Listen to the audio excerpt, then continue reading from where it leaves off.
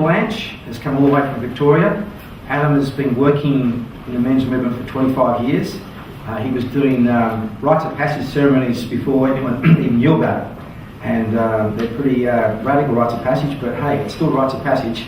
And we've got a big need for rites of passage in Australia, trust me. I really believe it's a key area. So Adam, thank you for your pioneering work in that area. And it's really great to have you amongst us.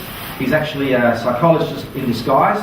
He's just getting his papers, and he dare tell everyone he is, but I'm going to tell everyone that he is, and you're a counsellor and an educator and a speaker. So come and share with us your story.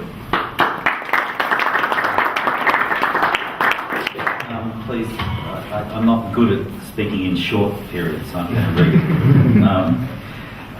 it. Thanks, Warwick. It's such a privilege for me to be here among so many people who've done so much for Australian men and women and children. My name's Adam. As you said, I'm a provisional psychologist. I've been a counsellor and educator and offering public programs on men's empowerment and women's empowerment and diversity and trauma recovery for a number of years now.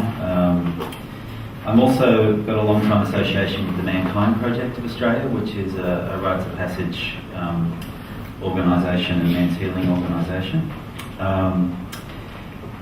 What my specific area of interest now is very much family violence and the maturing of our current gender conversation.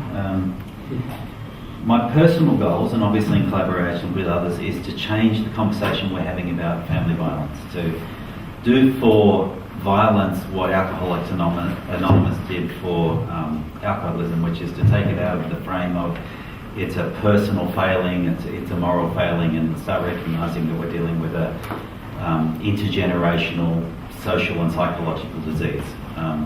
I don't believe we're going to see change on the ground until we see change in the way we talk about these issues. I believe we're at the time to do that. I really believe that this is achievable within my lifetime, to change that conversation and to see a huge reduction in family violence. Partly because of the way people on all sides of the issue have brought it to public awareness. We now have the public will and the political resources.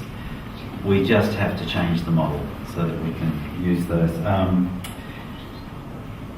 I have two specific plans going forward, and I warn you now, I'm recruiting collaborators. The first is called anewgenderconversation.com. It's a public blog site which is really about creating a constructive and generative conversation about gender that is open to all voices. So, anybody of any persuasion is willing to contribute.